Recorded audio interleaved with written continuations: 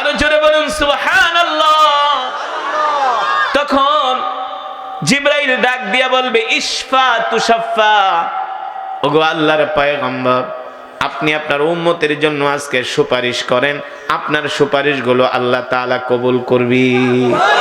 তখন আল্লাহর নবী উম্মতদেরকে হাত ধরে ধরে জান্নাতে নিয়ে যাবে, হাত ধরে ধরে পুলসিরাতের পোল পার করে দিবে। জোরে বলেন সুবহানাল্লাহ। তখন কিছু গাঁজা খাওয়া মুসলমান আছে, গাঁজা খায়, আছে না? তখন কিছু বিড়ি খাওয়া মুসলমান আছে, সিগারেট খাওয়া মুসলমান আছে। জীবনেও কোনোদিন পশ্চিম দিকে একটা সেজদা দেয় নাই, নাই? সারাদিন শুধু থাকে মদ আর গাঁজা নিয়া আর সিনেমা নিয়া, আছে না? সারাদিন শুধু থাকে নাফরমানি নিয়া, গুনাহ নিয়া। এই সমস্ত নাফরমানরা এসে বলবেন নবীজি আমিও তো আপনার উম্মত, আমাকেও সাথে করে জান্নাতে নিয়ে যান। তখন আল্লাহর নবী ডাক দিয়ে বলবে দেখ আমার উম্মতের সবার কপাল থেকে নূর চমকাইতেছে, হাত থেকে নূর চমকাইতেছে, তাদের শরীর থেকে নূর চমকাইতেছে। আল্লাহু আকবার। এ কিসের নূর, কিসের নূর? এই যে শীতের দিনে ঠান্ডা পানি দিয়া ওযু করে নামাজ পড়ছে, ঠিক কিনা বলেন? আল্লাহর নবী বলেন প্রত্যেকটা অঙ্গ প্রত্যঙ্গ থেকে নূর চমকাবে সেই দিন। জোরে বলেন সুবহানাল্লাহ। আবার কারো উম্মতের হাত নাই, পা নাই, তখন আল্লাহর নবী সাহাবীদেরকে দেখাবেন, দেখো দেখো আমার সাহাবীদের দিকে তাকায় দেখো, আমার সাহাবীদের কারো চোখ নাই, আমার সাহাবীদের কারো দুই হাত নাই, দু পা নাই। দেখো আমার সাহাবীরা আল্লাহর জমিনে দ্বীন কায়েমের জন্য কত কষ্ট করেছেন, ঠিক কিনা বলেন? রাসূলের সাহাবীদের মধ্য থেকে রাসূলের একজন সাহাবী যার নাম হলো জুলাইবিব, মনে আছে নাকি? নাম কি? আরো জোরে বলুন। এই জুলাইবিব দেখতে ছিল একেবারে বেটে, কিছু বেটে মানুষ আছে না, দেখতে একেবারে কালো কুসরি। এক নম্বরে বেটে, দুই নম্বরে কালো, তিন নম্বরে হলো একেবারে গরিব দরিদ্র, ঘর নাই বাড়ি নাই। কবিহুন ফাকিরুন, কবিহুন ফাকিরুন, একেবারে ধনী, একেবারে গরিব, একেবারে কালো, একেবারে অসহায়, সহায় সম্পত্তি নাই। দেখবেন সমাজের ভিতরে এমন কিছু গরিব মানুষ আছে যাদের সাথে আলেমদের গভীর সম্পর্ক, ঠিক কিনা বলেন? এই যে যা দেখেন এই মাদ্রাসার যিনি মুতামিম, তিনি যখন মাহফিলের কথা বলেছে, কিছু গরিব মানুষ তাকে সর্বপ্রথম বলছে হুজুর আপনি ওয়াজ করেন, আপনার পিছনে আছি। হ্যাঁ, দেখবেন প্রত্যেকটা মসজিদের ইমাম সাহেবের সাথে সমাজের কিছু গরিব মানুষের সম্পর্ক থাকে, তারা সব সময় মসজিদে পড়ে থাকে, সব সময় তাদেরকে দ্বীনের কাজে পাওয়া যায়, ঠিক কিনা বলে না?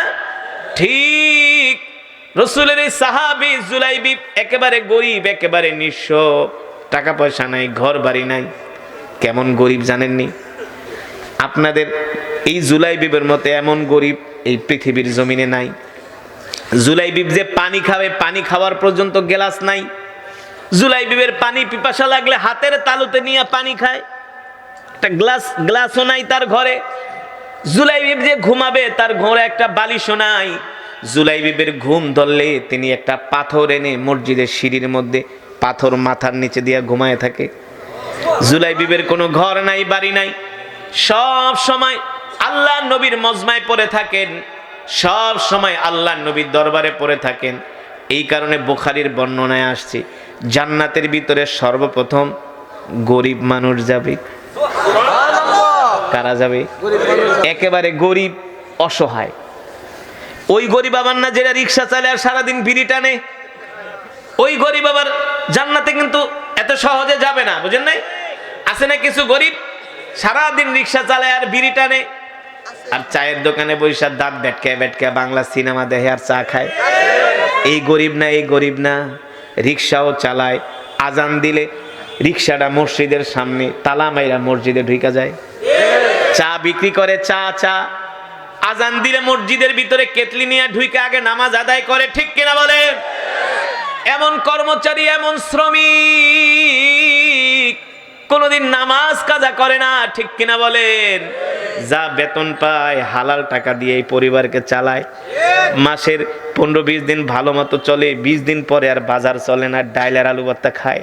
কিন্তু মানুষের কাছে বলে না, মানুষের কাছে বলে না, কষ্ট কইরা চলে। কিন্তু নামাজ ছাড়ে না, আল্লাহর হুকুম ছাড়ে না, আল্লাহর বিধান ছাড়ে না।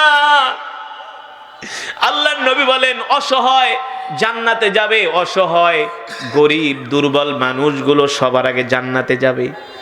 যাদের দুনিয়াতে টাকা নাই, পয়সা নাই, ঘর নাই, বাড়ি নাই, একেবারে নিঃস্ব, সহায় সম্বলহীন, কিন্তু যারা আল্লাহর হুকুম ছাড়ে না তারা আগে জান্নাতে যাবে। আল্লাহু আকবার। এই জন্য যারা গরিব তারা কখনো মন খারাপ করবেন না, ঠিক কিনা বলেন? আপনাদের জান্নাতের সুসংবাদ দিয়েছেন আল্লাহর নবী, খুশি নাকি বেজার? জোরে বলেন, খুশি নাকি বেজার? ওই গরিব একটা কম্বল মুড়া দিয়ে শীতের দিনে ঘুমায় না, একটা কম্বল টান দিলে ভালো করে পাও ঢাকে না, পাও ঢাকলে মাথা ঢাকে না, ঠান্ডা লাগে না। ফজরের আজান দিলে ঘরে থাকে না, আজান শুনে সলাতু খায়রুম মিনান নাওম, মসজিদে জায়গা নামাজ পড়তে, ইমাম সাহেবের পিছনে জামাতে নামাজ পড়ে, মসজিদে বসে ইশরাক পড়ে না, জিকির করে, আবার ঘরে আসে, আলু ভর্তা ডাল যা থাকে তা খায়, আবার কাজে চলে যায়, ঠিক কিনা বলেন?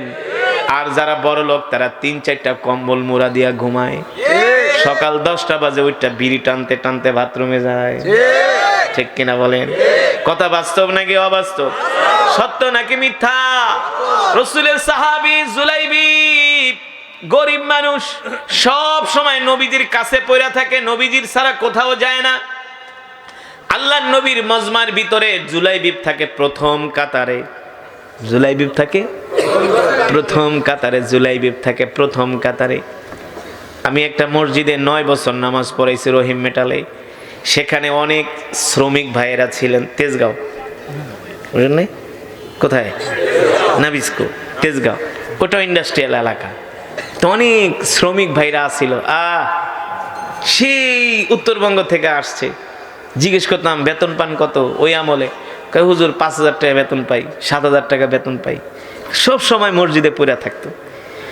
থাকতে থাকতে একটা সম্পর্ক, নামাজের প্রথম কাতারে ধনীদেরকে দেখা যায় না। কারা? গরিব। ধনীরা ওরা তো বিড়ি টানা নিয়ে ব্যস্ত, ওরা তো টেলিভিশন সিনেমা নিয়ে ব্যস্ত, ঠিক কিনা বলেন? আবার সব ধনী না, ধনীদের মধ্যে ভালো আছে, অভাব নাই, ভালোর পার্সেন্টেজই বেশি, ঠিক কিনা বলেন? আল্লাহ তাআলা সকলকে কবুল করুন বলি আমিন।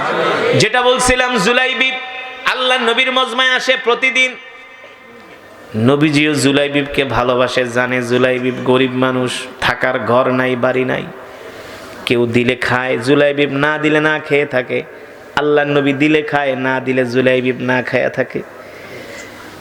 এমন দিনের পর দিন, বছরের পর বছর যায়। আল্লাহ নবী হঠাৎ করে জিজ্ঞেস করে, তাআলা ইয়া জুলাইবিব, এদিকে আসো, ইজলিস হুনাক, বসো। আতাজাওয়াজা ইয়া জুলাইবিব, এ জুলাইবিব, তুমি কি মনে করছো তোমার বয়স কম? আমি জানি তোমার বয়স হয়ে গেছে।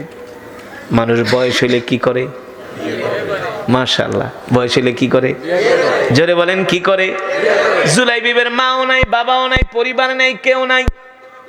কেমন দয়াল নবী না, কেমন ভালোবাসার নবী।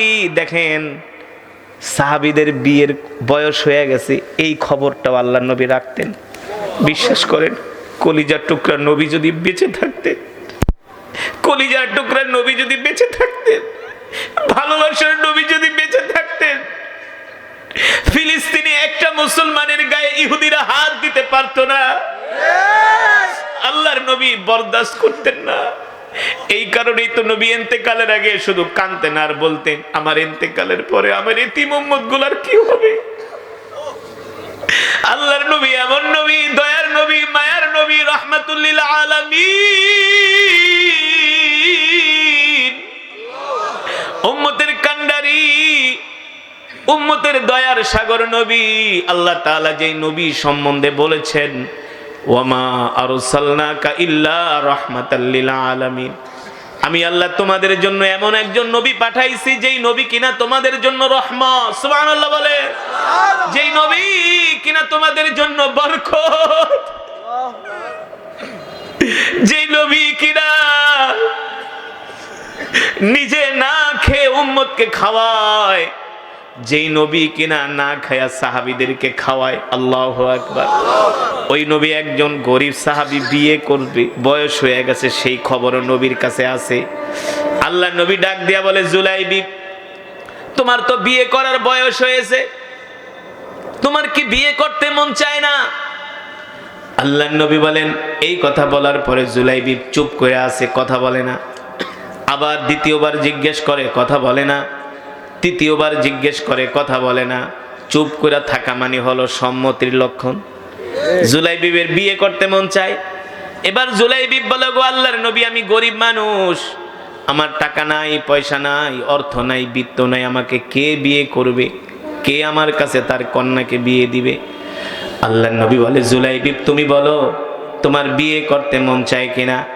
জুলাইবিব মুস্কি হাসি দিছেন। আল্লাহর নবী বুঝতে পারছেন জুলাইবিবের বিয়ে করতে মন চায়। দেখেন, আল্লাহওয়ালা হলে, আল্লাহর উপর ভরসা করলে আল্লাহ তাআলা কিভাবে কপাল খুইলা দেয়। আল্লাহর নবী একটা পত্র লিখছেন, জুলাইবিবের হাতে দিলেন। মদিনার সবচেয়ে সুন্দরী কন্যা, যাকে বলা হয় হুরে মদিনা, এমন একজন কন্যার সাথে আল্লাহর নবী বিবাহ ঠিক করলেন। সুবহানাল্লাহ বলেন।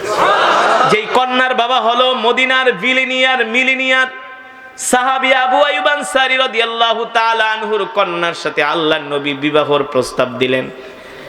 আল্লাহর নবী একটা পত্র লেখা দিয়ে বললেন, যাও জুলাইবি, এই পত্র নিয়ে তুমি আমার সাহাবী আবু আইয়ুব আনসারীর বাড়িতে যাইবা, যে পত্রটা আমার সাহাবীর কাছে দিবা।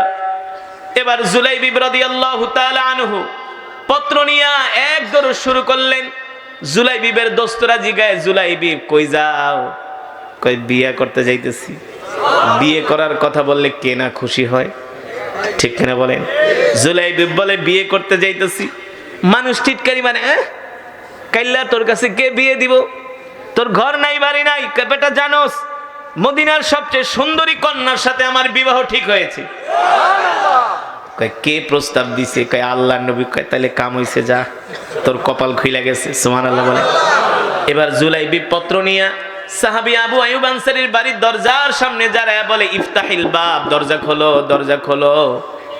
এবার সাহাবী আবু আইয়ুব আনসারী ঘরের দরজা খুইলা দিলেন। দেখলেন জুলাইবি তার দরজার সামনে দাঁড়ানো, সাহাবীর হাতে পত্র দিলেন।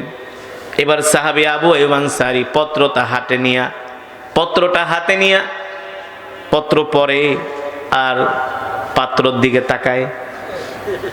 দেখে পাত্র তো একেবারে মাশাআল্লাহ ব্ল্যাক গোল্ড বোঝেন নাই?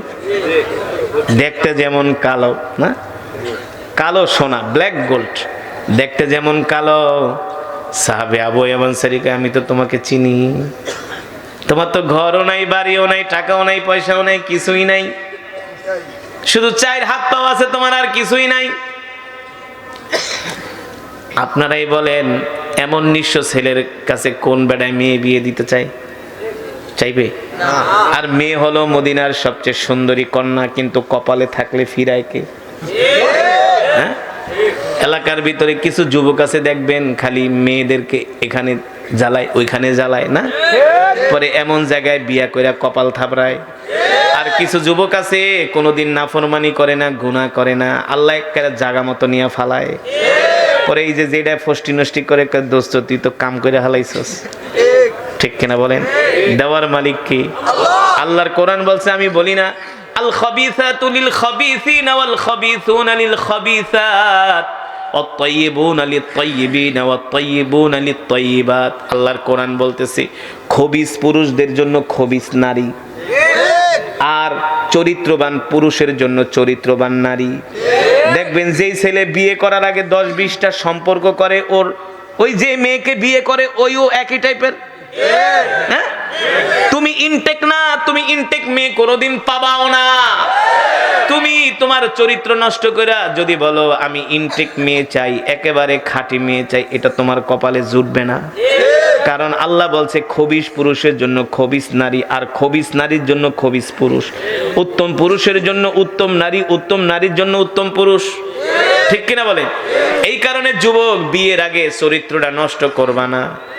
ও বোনেরা, বিয়ের আগে চরিত্র নষ্ট করবেন না, ঠিক কিনা বলেন? দেওয়ার মালিক কি? আল্লাহ। ওই যে সাহাবী দেখেন, গরিব মানুষ, কিন্তু বিয়ে হয়ে গেছে মদিনার সবচেয়ে সুন্দরী নারীর সাথে।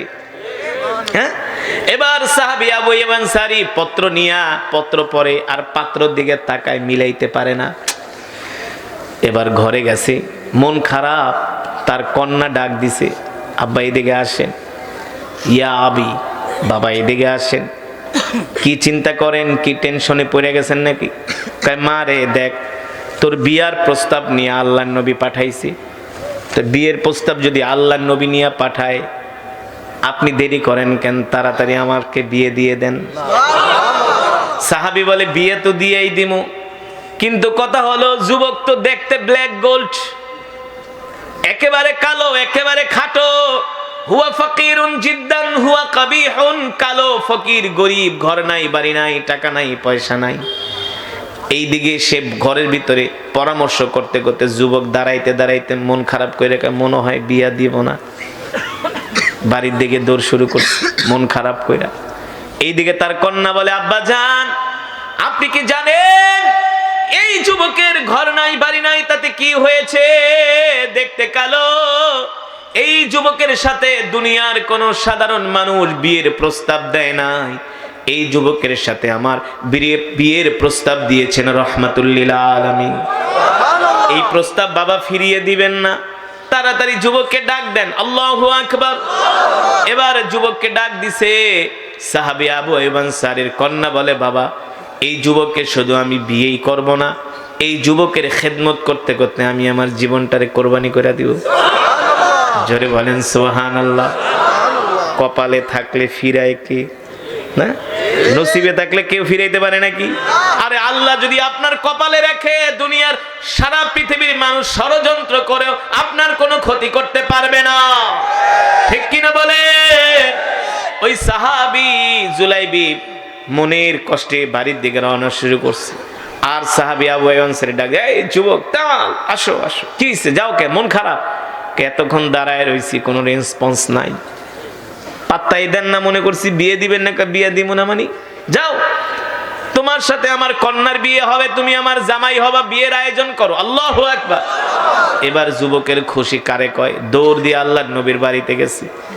নবীজি কয় কি খবর? কয় বিয়ে তো ঠিক, আল্লাহর নবী কইতে যাও বিয়ে করো। ওগো নবীজি, বিয়ে যে করব, বিয়ে করতে কি লাগে? কি লাগে? ওগো আল্লাহ নবী, বিয়ে তো করব, টাকা নাই, পয়সা নাই। আল্লাহ নবী বলে যাও আমার জামাই ওসমানের কাছে যাও। উসমান ইবনে আফফান রাদিয়াল্লাহু তাআলা আনহুর কাছে গেলেন। হযরত উসমান ইবনে আফফান মালে ধনী, ওসমান গনি, তাকে কিছু অর্থ দিলেন। এই অর্থ দিয়া বিয়ের বাজার করার জন্য মদিনার বাজারে গেছে। বলবে আল্লাহর নবী জুলাইবি বিয়ে না কইরা যুদ্ধে আসছে, আল্লাহ নবী তখন বলবে না, আগে বিয়ে করো। সুবহানাল্লাহ বলে। এবার জুলাইবি কালো কাপড় মুখে পেঁচায়া ডাল আর তরবারি নিয়ে যুদ্ধের ময়দানে চলে গেছে। কাফেরদের সাথে যুদ্ধ শুরু হয়ে গেছে। আল্লাহু আকবার। জোরে বলেন আল্লাহু আকবার। ওই যুদ্ধের ময়দানে জুলাইবি রাদিয়াল্লাহু তাআলা আনহু উহুদের প্রান্তরে যেখানে কাফেরদের তাবু গাড়া হয়েছিল, জুলাইবি তার ঘোড়া দৌড়ায় কাফেরদের তাবুর মধ্যে ঢুকে গেলেন। বাস পাখির মতো জুলাইবি যেই দিকে যায় সেই দিকে আর কাফেরদের খুঁজে পাওয়া যায় না, যেই দিকে যায় সেই দিকে আর কাফেরদের খুঁজে পাওয়া যায় না। আল্লাহু আকবার। কাফেরদেরকে জাহান্নামে পাঠাচ্ছে, ওদের কল্লাগুলো দেহ থেকে বিচ্ছিন্ন করে দিচ্ছে জুলাইবি। এক পর্যায়ে জুলাইবি রাদিয়াল্লাহু তাআলা আনহু যুদ্ধ করতে করতে যুদ্ধের ময়দানে শহীদ হয়ে যায়। যখন যুদ্ধ শেষ হয়ে গেল, আল্লাহর নবী সাহাবীদেরকে বললেন, ও সাহাবীরা যাও যাও, আমার কোন কোন সাহাবী শাহাদাত বরণ করছে তাদের লাশগুলো আমার কাছে নিয়ে আসো। এবার সাহাবীরা সমস্ত সাহাবীদের লাশগুলো সংগ্রহ করে করে আল্লাহর নবীর কাছে লাশগুলো নিয়ে আসলেন। দেখা গেল যুদ্ধের একেবারে কাফেররা যেখানে তাবু গেড়েছিলেন সেখানে কালো কাপড় পেছানো একটা লাশ পড়ে আছে। মাটির ভিতরে মুখ থুবড়ে লাশটা পড়ে আছে, চেহারা দেখা যায় না। প্রথম সাহাবীরা মনে করেছিল এটা কোনো কাফেরদের লাশ হতে পারে, কিন্তু আল্লাহর নবী বলে আমার মন ভালো লাগছে না, দেখো দেখো আর কোন লাশ আমাদের আছে কিনা, আমার আর কোন সাহাবী শহীদ হয়েছে কিনা। একজন সাহাবী এসে বলেন, ও আল্লাহর নবী, একটা লাশ দেখতেছি ওই কাফেরদের তাবুর কাছে, কালো কাপড় পেঁচানো, মুখের মধ্যে চেহারা চেনা যায় না। আল্লাহ নবী বলে যাও যাও, যে দেখো কার লাশ। সাহাবীরা খুঁজতে খুঁজতে যে দেখেন জুলাইবি রাদিয়াল্লাহু তাআলা আনহু আল্লাহর জমিনে দ্বীন কায়েম করার জন্য উহুদের ময়দানে জুলাইবি শহীদ হয়ে গেছে। আল্লাহু আকবার। তার নিথর দেহটা যুদ্ধের ময়দানে পড়ে আছে। যখন কালো কাপড় মুখ থেকে সরালেন আর জুলাইবিবের চেহারাটা স্পষ্ট ফুটে উঠছে। জুলাইবিবের শরীর থেকে রক্ত ঝরতেছে, মুখ থেকে রক্ত ঝরতেছে। সাহাবীরা দৌড়ে গেলেন, ওগো আল্লাহর নবী, এই লাশ তো অন্য কারো লাশ না, এই লাশ হলো আমাদের ভাই জুলাইবিবের লাশ। আল্লাহু আকবার।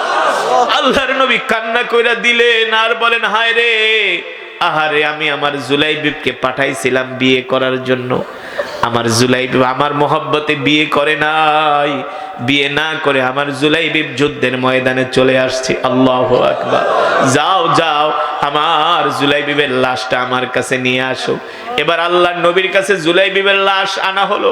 আল্লাহর নবী কোল মোবারকের উপরে জুলাইবিবের লাশটা রেখে আল্লাহর নবী আদর করে আর বলে, জুলাইবিব, পাঠাইছিলাম বিয়ে করতে, বিয়ে না করে তুমি আমার মহব্বতে আল্লাহর জমিনে দ্বীন কায়েমের জন্য এসে শহীদ হয়ে গেছো।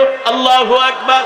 আসমানের মালিক, জমিনের মালিক, আমি আমার জুলাইবিবের উপরে খুশি, তুমিও আমার জুলাইবিবের উপরে খুশি হয়ে যেও। আল্লাহু আকবার। আল্লাহর নবী কান্না করতেছে। আল্লাহর নবীর কান্না দেখে সাহাবীরাও কাঁদতেছে, বলতেছে, জুলাইবিব রে, তুই আমাকে কতটা ভালোবাসো জুলাইবিব, পাঠাইছিলাম বিয়ে করতে, বিয়ে না করে জুলাইবিব যুদ্ধের ময়দানে এসে শহীদ হয়ে গেল। ও জুলাইবিব, যাও যাও, তোমার সাথে আমার জান্নাতে দেখা হবে। আল্লাহু আকবার। আল্লাহর নবী এই কথা বলতেছেন, হঠাৎ করে নবীজি মুস্কি মুস্কি হাসতেছেন। একবার আসমানের দিকে তাকায়, আর একবার জুলাইবিবের লাশের দিকে তাকায়। আল্লাহর নবী হাসতেছেন হাসতেছেন। সাহাবীরা প্রশ্ন করলেন, নবীজি হাসেন কেন? নবীজি আবার মাঝে মাঝে তার দুই চোখ হাত দিয়া এইভাবে বন্ধ করে দেয়। আল্লাহ নবীকে সাহাবীরা প্রশ্ন করলেন, ওগো আল্লাহর নবী, আপনি আপনার চোখগুলো বন্ধ করে রাখেন, কারণ কি? কারণ কি? কারণ কি? আল্লাহর নবী বলে, এ সাহাবীরা, আমার জুলাইবিব গেছিল বিয়ে করতে, বিয়ে না করে আল্লাহর জমিনে আল্লাহর দ্বীন কায়েম করার জন্য শহীদ হয়ে গেছে। এই জন্য আমার জুলাইবিবের লাশ নেওয়ার জন্য জান্নাত থেকে দলে দলে হুর আসতেছে। আল্লাহু আকবার। হুরেরা এসে আমার জুলাইবিবের লাশ কারাকারি করে আর বলে, ওগো নবীজি, জুলাইবিবের লাশটা আমাদের কাছে দিয়ে দেন। আল্লাহু আকবার। আমরা জুলাইবিবকে জান্নাতে নিয়ে যাব। আল্লাহু আকবার। ও মুসলমান, আল্লাহ রাসূলের সাহাবীরা আল্লাহর জমিনে দ্বীন কায়েমের জন্য কত কষ্ট করেছেন, ঠিক কিনা বলেন? বিয়ে করতে গিয়েছে, বিয়ে না করে যুদ্ধের ময়দানে এসেছে। আমরা তো সেই নবীর উম্মত, যেই নবী আমাদেরকে নিয়ে ফেরেশতাদের সাথে প্রশংসা করেছে, যেই নবী আমাদেরকে নিয়ে আল্লাহ তাআলার কাছে প্রশংসা করে, যেই নবী আমাদেরকে বারবার আমাদের কথা বলে, যেই নবী আমাদেরকে এত ভালোবাসে, আমরা সেই নবীর উম্মত। আসলে আমরা সেই নবীর উম্মত হইয়া আমরা নবীজির সুন্নতগুলো ঠিকমতো মানি না, ঠিক কিনা বলেন? আল্লাহর বিধানগুলো পালন করি না, আমরা ঠিকমতো নামাজ পড়ি না, আমরা মসজিদে যাই না, দ্বীনের সাথে আমাদের সম্পর্ক নাই। না না মুসলমান যুবক, এটা কোনো মুসলমানের কাজ হতে পারে না, ঠিক কিনা বলেন? আজকের মাহফিল থেকে আমরা ওয়াদা করব, জীবনে যতদিন বাঁচবো আল্লাহর নবীর সুন্নত মানব, ঠিক কিনা বলেন? জীবনে যতদিন বাঁচবো 5 ওয়াক্ত নামাজ পড়বো। রাজি আছেন? কে কে রাজি আছেন? হাত উঠে আল্লাহকে দেখান। লিল্লাহি তাকবীর। বলেন আল্লাহ। আরো জোরে বলুন আল্লাহ। ওয়াদা করলাম আর কোনদিন নামাজ ছেড়ে দিব না, নামাজ ছেড়ে দিব না, নামাজ ছেড়ে দিব না। আল্লাহ আমাদের কবুল করে নেন। হাত নামান। নামাজ পড়বেন কয় ওয়াক্ত? কয় ওয়াক্ত? কয় ওয়াক্ত? 5 ওয়াক্ত ইনশাআল্লাহ। খালি কয়েকটা দিন 5টা ওয়াক্ত নামাজ পড়ে দেখেন, দেখেন না, তারপরে দেখবেন মসজিদ ছাড়া আর ভালো লাগে না, জামাতে নামাজ পড়া ছাড়া আর ভালো লাগে না। একটু কষ্ট করেন, ইনশাআল্লাহ। এই দুনিয়া আমাদের আসল বাড়ি না, আমাদের আসল বাড়ি হলো জান্নাত, ঠিক কিনা বলেন? যে জান্নাতে কোনো রোগ নাই, কোনো অসুস্থতা নাই। দুনিয়াতে কত অশান্তি না, রোগ, বিমারি, বালা, মুসিবত, কষ্টের আর শেষ নাই। জান্নাতে কোনো অসুখ নাই, জান্নাতে কোনো রোগ বালাই নাই, জান্নাতে কোনো কষ্ট নাই, জান্নাতে কোনো মারামারি নাই, জান্নাতে কোনো কাটাকাটি নাই। জান্নাতে যত খাইবেন পেট খারাপ হবে না, ডায়াবেটিস হবে না, হাই প্রেশার হবে না, লো প্রেশার হবে না। ওই জান্নাতে কে না যেতে চায়, ঠিক কিনা বলেন? আমরা যেতে চাই না, কিন্তু জান্নাতে যাওয়ার তো কাজ করতে হবে, ঠিক কিনা বলেন? সেই জান্নাতে যাওয়ার জন্য আল্লাহর নবীকে ভালোবাসতে হবে। কুল ইন কুনতুম তুহিব্বুনাল্লাহ ফাত্তাবিউনি ইউহিব্বুকুমুল্লাহ ওয়া ইয়াগফির লাকুম যুনুবাকুম আল্লাহু গফুরুর রহিম। আল্লাহ তাআলা কোরআনুল কারীমের মধ্যে বলছেন, এ দুনিয়ার মানুষ, নবী আপনি বলে দেন, তোমরা যদি আল্লাহকে পেতে চাও তাহলে সর্বপ্রথম না, তোমরা যদি আল্লাহকে পেতে চাও তাহলে সর্বপ্রথম নবীকে ভালোবাসো, ঠিক কিনা বলেন? সেই নবীকে কি মুখে মুখে ভালোবাসলে হবে? জোরে বলুন। সেই নবীকে ভালোবাসতে হবে নবীজির সুন্নতের মাধ্যমে। মান আহাব্বা সুন্নতি ফাকাদ আহাব্বানি ওয়া মান আহাব্বানি কানা মাই ফিল জান্নাহ। আমরা আল্লাহর নবীর সুন্নতগুলো মানব তো ইনশাআল্লাহ। নবীর সুন্নত আফসুস সালাম, এক মুসলমান আর এক মুসলমানকে সালাম দিব। হাদিস শরীফে আসছে, কেউ যদি 20 জন মুসলমানকে সালাম দেয় দৈনিক, কতজন? মিনিমাম 20 জন। কতজন? 20 জন। ওই মুসলমান ইন্তেকালের সাথে সাথে আল্লাহ তাকে জান্নাত দিয়ে দিবেন। সুবহানাল্লাহ। খালি কি সালামই দিবেন? নামাজ পড়ান লাগবে না? অনেকে হুজুর তো জান্নাতে যাওয়ার পথ শিখাই দিছে, খালি সালাম আর সালাম, নামাজ আর লাগবে না। না, আগে নামাজ, সবার আগে নামাজ, সবার আগে সালাত, ঠিক কিনা বলেন? তো আজকের মাহফিল এসে আপনারা খুশি? কম খুশি না বেশি খুশি? তাহলে বলেন আলহামদুলিল্লাহ। আরো জোরে বলেন আলহামদুলিল্লাহ। এই মাহফিলটা আগামী বছর হোক, আপনারা চান? চান? চান? যদি আগামী বছর কালেকশন করছেন একবার শোনেন, যদি চান আগামী বছর এই মাহফিলটা হোক, তাহলে আপনার এই মাদ্রাসার সর্বাত্মক সহযোগিতা করবে। আপনারা তো একবার দিছেনই কিছু রুমালে, যাওয়ার সময় আর 2-4-5 টাকা যা আছে 100-500 একটু রুমালে দেন নাকি? যেহেতু মাদ্রাসার অবস্থাও খারাপ। শোনেন, যে মাদ্রাসা চালায় সে বোঝে এই মাদ্রাসা চালাইতে কি লাগে। প্রত্যেকটা মাদ্রাসার মুহতামিমের ডায়াবেটিস হয়ে গেছে, খালি মাদ্রাসা চালাইতে যায় চিন্তা করতে করতে, বুঝছেন? এই মাদ্রাসা না থাকলে দিনও থাকবে না। দিন থাকবে? এই মাদ্রাসার আছে দেখে তো আজকে কারি আসাদকে পাইছেন, কথা বলে না? যদি মাদ্রাসা না থাকতো আমি কি হাফেজ কারি হতে পারতাম? হাফেজ হইতে পারতাম? আপনাদেরকে বয়ান শুনাইতে পারতাম? আমার আগে যিনি বয়ান করছে তিনিও মাদ্রাসার ফ্যাক্টরির মাল। এই ফ্যাক্টরি থেকেই তো মাল উৎপাদন হয়। আপনারা যেমন ফ্যাক্টরিতে কাজ করেন, সেখান থেকে জামা বানান, সোয়েটার বানান, গেঞ্জি বানান না? ফ্যাক্টরি না থাকলে আপনাদের জামা, সোয়েটার, বস্ত্র বের হবে না।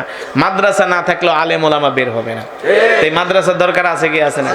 এই মাদ্রাসায় অনেক এতিম ছাত্ররা পড়ে। তো আপনারা এখন রুমালে কিছু কিছু পারলে দেন, দিবেন? দিবেন? মাশাআল্লাহ, আপনাদের হিম্মত আছে, হিম্মত আছে। আরে আমরা যারা গরিব আমরাই আগে জান্নাতে যাব, ঠিক কিনা বলেন?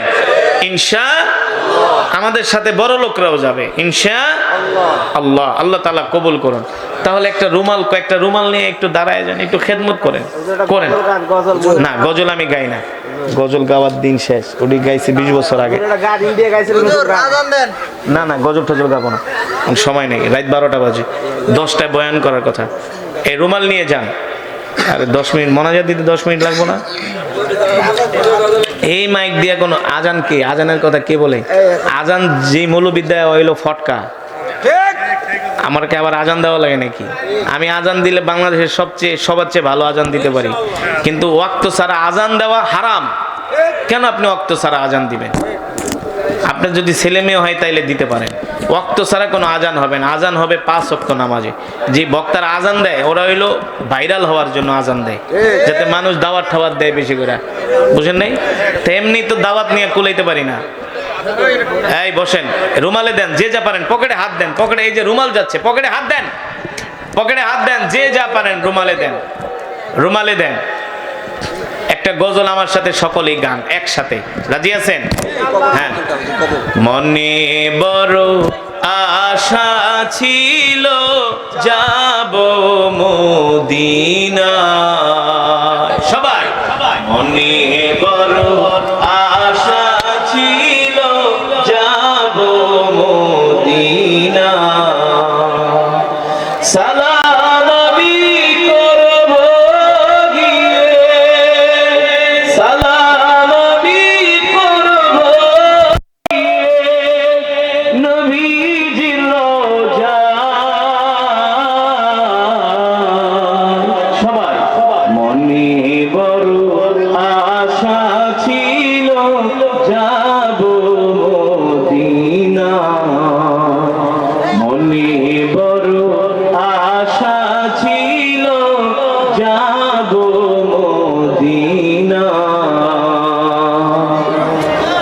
সময় উঠে যেতেছে দরুদ শরীফ পড়ি আল্লাহুম্মা সাল্লি আলা মুহাম্মাদ ওয়া আলা আলি মুহাম্মাদ কামা সাল্লাইতা আলা ইব্রাহিম ওয়া আলা আলি ইব্রাহিম ইন্নাকা হামিদুম